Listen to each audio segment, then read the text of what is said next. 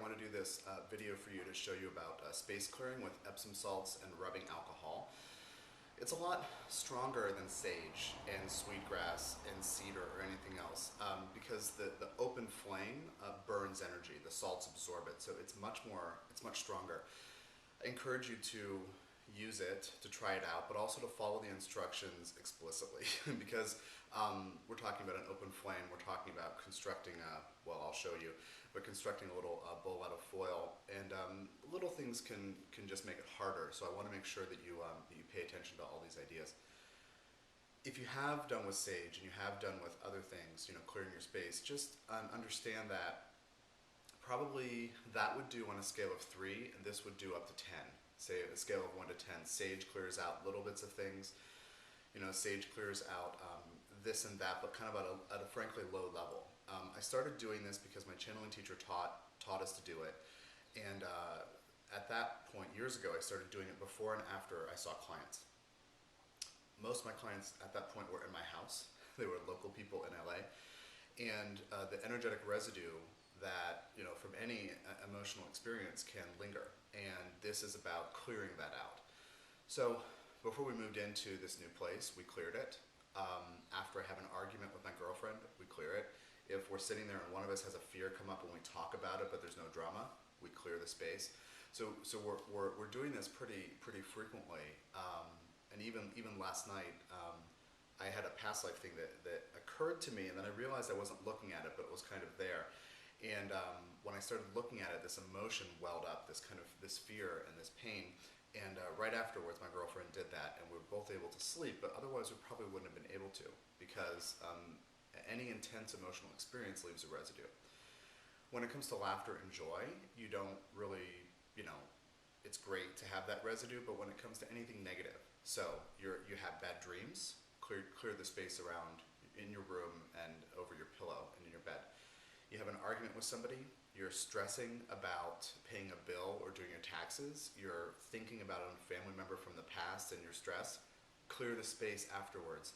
It will make a giant difference to your quality of life and your ability to be conscious. And I'm sorry that's taken me this long to get this information to you, because it is kind of part and parcel of intuitive skills development as far as I'm concerned, because clearing blocks, including the energetic residues in the world around you. So what it is, lots of people use a saucepan or a metal bowl or something. I happen to use a Pyrex, don't laugh. I use this because this happens to work better for my hand, but for years I did use a saucepan. And we're taking aluminum foil and we're making a cup out of it to put in that pan. So I didn't set anything up beforehand because I want to show you the process. I know it's simple, I'm not trying to think you're 5 years old, but yeah. So make a piece big enough to actually make a cup. Don't do like a little teeny thing. And I'm putting it in the thing, and I'm going to push it down to create a cup. So you can see it in front of my face. Now, it doesn't have to be incredibly deep or big, but that's about appropriate. Make sure there's one side that sticks up, and put that side in front of your hand, because we are talking about an open flame, and you're going to walk around with this, and the flame will want to go, with the wind, and as you're walking, it'll do that. So I always just, do that, and sometimes even crimping it a little bit so I have more room for my hand there. So that's going to be good. And then you take rubbing alcohol, at least 70% alcohol. You can get it, I think, 50, 70, 90%. 70 or 90 works. 50 won't burn because it's half water. So, but I usually use 70%. You don't need a bunch of this. I would say, 2 to 3 ounces, not very much, a couple of tablespoons. And you put it in the thing. Yeah, just some. And then, I didn't account for, I'm going to let it match, but I have the alcohol in my hand. Hold on, that's okay. And then Epsom salts, which is, pretty readily available, magnesium sulfate. And you just put a teaspoon in the 2 or 3 ounces of liquid. And yeah, just a little bit. And then what you have is, a little puddle within this foil cup. A lighter with an extension, one of those long neck giraffe lighters is great, but I happen not to have one right now, so I'm using matches. So yeah, so then I'll just do it really carefully and quickly. Yeah, and then I just drop that in there. So as you can see, it's flaming, and this is burning energy. And then you walk around with this, and again, you can see how I have this little lip up here to protect my hand. It's very important because the hairs on your hand are extremely important to your overall health and well-being. That's a joke. But just to make sure that you don't, and it's fine to sit here and get used to holding the fire because we're not used to walking around with a flame that's bigger than a candle. But just get used to it, it's okay. And then you walk around.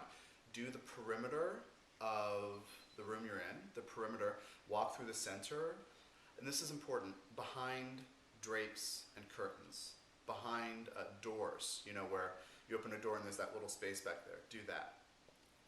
Underneath things, all the spaces within closets, to get where energetic residue might be sticking. So this is really important to do this.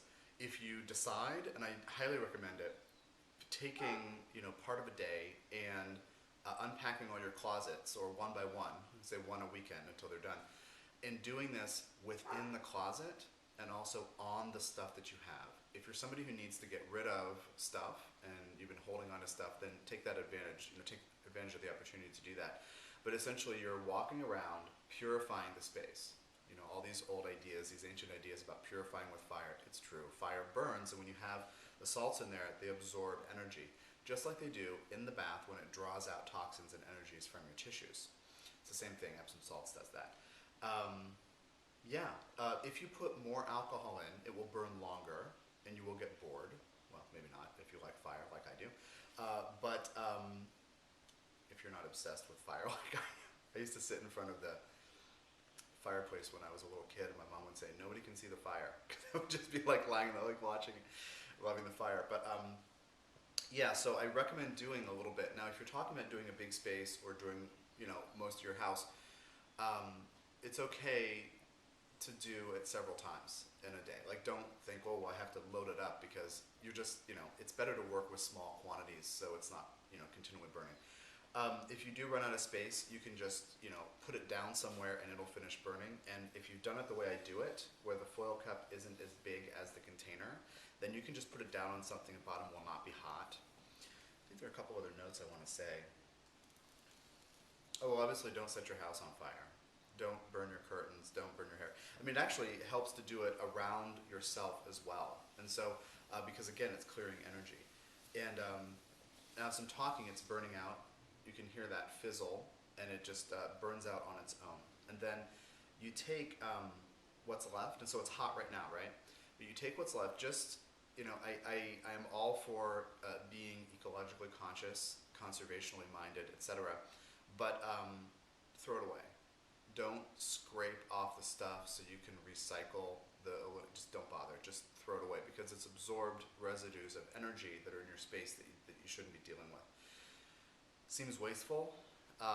There was a time when I did reuse the things, but it's not good. And certain foils actually, and I don't know if it's a quality issue or composition issue, will start to burn as of the second time. So you'll, like I have a little black spot there on that, but it'll actually start to burn itself, and that's no good.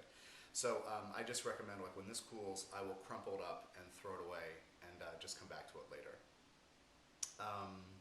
I think while you're getting your footing in this way of being that you're learning about, this kind of being aware of multiple levels of what's happening all the time, I think it's important to do this on a regular basis. Maybe every day for a week, maybe every other day for a while. As it is now, I do it, well, actually my girlfriend just told me that the room in which I do the class on the phone in the new place was full of energy. When she did it last night, the flames leapt up because of the saturation of energetic residues. And I don't think it was anything that you guys brought to the class, what we talked about. It was me being in there, generating this energy. And yeah, just being full of energy.